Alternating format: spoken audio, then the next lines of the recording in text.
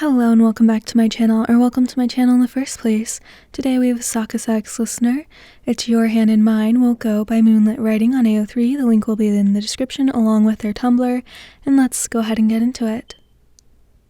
Sakusa walks a little too fast, his long strides at a pace that you aren't sure you can keep up with. You've only noticed this recently, a minute detail that has been standing out for a few weeks now. Bits of your restless mind actively pays attention to it whenever the two of you go out. Sakusa isn't much of a fan of stepping in public and walking amongst crowds. Neither are you, really, but on the days that you've warranted to leave the house, like for groceries or social commitments, you find yourself trailing behind him almost all the time. You could pick out the back of his head in a busy street with ease at this point. Recognize the slight curls of his hair and the way they brush against his nape. You don't particularly have a problem with it, and neither has Sakusa ever brought it up, or ever told you that you walk too slow. He's always only a few steps ahead, and it's at the traffic lights or the intersections just before crossing the road that he waits for you to catch up. But your thoughts have been rather unkind lately. Your mind occupied with open-ended questions about where you're headed, in a more figurative sense, future-wise, and whether or not that's where you wanted to be. Sakusa, though he generally sports an attitude of indifference, actually knows exactly what he's going after. His goals and ambitions are outlined for him like an instruction manual, and he knew how to go after them, what sort of risks he was willing to take. It's what you loved most about him, what you found most attractive. In contrast, you're a bit of a pantser when it comes to decision-making, putting a great deal of trust in your instincts and your gut feelings. If something doesn't sit remotely well in your chest, you bolt. But when you gravitate towards something, when your heart erratically contracts and expands in your body, and your blood pumps at the very thought of wanting something, you go after it. Some say it's a good thing, sometimes it is, but it's not the ideal response for when someone asks you what you're planning to do. When you think of the good it has brought you, you recall that it's how you ended up with Sakusa after all, how your blurted confession catches him by surprise one night. It seemed that Sakusa took a liking to your persistence at the time, finally greeting you with a slight smile when he sees you standing around the telephone booth between his training venue and the train station, as you did every Wednesday for a few weeks. You claim that on Wednesdays you so happened to routinely meet a friend in the area, which coincided with a walk home with him. You were happy to find you lived close to each other, and eventually he too welcomed your company, leaving you more than starstruck when he expressed it so. You and Sakusa, then, were dubbed an unlikely pair, polar opposites, night and day, hot and cold. You thrived off of physical affection, but Sakusa needed his space. He had very structured morning routines, starting 5:30 a.m., whereas you sometimes slept in all the way to noon. You liked to work with music playing in the background, and Sakusa couldn't concentrate with that much noise. It was hard at first, maybe, but you never believed anything worth having would be easy from the get-go. Over time, you notice that Sakusa would seemingly cling to your back when he notices that you're feeling a little off, or leave home with a kiss to your forehead when he knew he'd be coming back late. Then you two made some sort of effort to get up at 6 a.m., even if you snuck in a short nap later in the evening, and with the background noise, you both found middle ground in Googling natural ambiances, cricket sounds, waterfalls, and all that.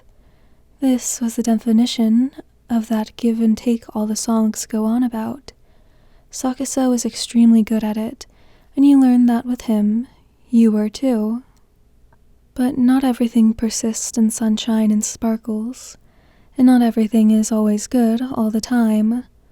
Sakusa was recently chosen to represent the country in playing volleyball for the Olympics, as you expected him to be, and though you could not possibly hold back the tears when he broke the news, or cap the amount of pride you have over his endless list of accomplishments, you can't help but stare in the mirror and wonder if you're on par with him, or if you've ever been at all. Sakusa Kiyomi, who is always reaching new heights, and you, who had been rather stuck in place for some time now. You feel like you're not moving forward, not really getting anywhere, just stagnant, maybe even taking a few steps back. The thought extended that of work promotions or improving in a skill set. You've just been feeling like you're not getting any better as a person either. You know Sakusa would be willing to listen to whatever ramble you've bottled up your sleeve, but you're in the kind of limbo where you're unsure he could completely understand if you told him. Maybe he would, but you're also afraid that saying something aloud would only make you feel smaller in his presence. You didn't want to become resentful, didn't want the thought that you didn't deserve him to ever infiltrate your mind. Up ahead, Sakusa is waiting by the traffic light, his torso twisted back to face you. You don't notice that he's standing there waiting until you walk smack into his chest. His hand reaches up to smooth down your hair before you can jump back in surprise, and he says, "Love, watch where you're going." The light turns green, and the few other pedestrians begin to move, but your feet are planted in the sidewalk, and Sakusa doesn't move either, a thumb gently holding your chin up to face him.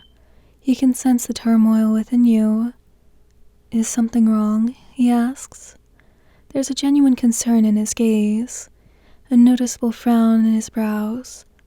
Everything about the way he looks at you is so tender, though, that any fear he wouldn't understand you washes away. You know very well that Sakusa is attentive, even when he sometimes acts like he's not. He was also patient, even when he pretends that he's not. But your thoughts race against your tongue, and you seem to skip all the internal dialogue you just recited, and instead blurt out, "I don't know where I'm going, Omi." Out of context, a random utterance out of nowhere. Sakusa could have thought you were simply asking where the both of you were currently heading, why either of you even bothered to step outside in this cold. But he knows what you said. I, and not we. He observes you for a little bit, and maybe it's only because it's Sakusa that he was able to catch the gist of what you really mean. Or perhaps you've mentioned the worrisome thought in passing before, and that he remembers. You're not sure. Instead, Sakusa reaches for your hand, his cold fingertips pressing into your warm palm. Without question, he pulls your hand towards his body and slips it into the pocket of his jacket. His thumb slowly rubs against your skin, and it feels warm. All the while, the light had turned red again, and new pedestrians are awaiting the next countdown a few steps away from you. You eye him, see how your sleeve ends in his pocket, like you are one entity, inseparable. When the light turns green, you both cross the street, Sakusa by your side, and his strides appearing much shorter than usual. You feel a bit of guilt inside of you, not wanting him to have to adjust and slow down to let you keep up. So you pick up the tiniest bit of speed, which only causes your body to accidentally knock against his. He squeezes your hand when you mutter an apology, but after a few moments, when you've both reached the other side, he purposefully bumps his shoulder against yours.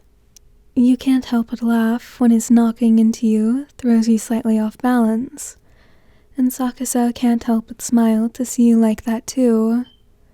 Sakusa might not be the very best at words, but his presence alone is a reminder that he's always there with you, no matter how far ahead he gets.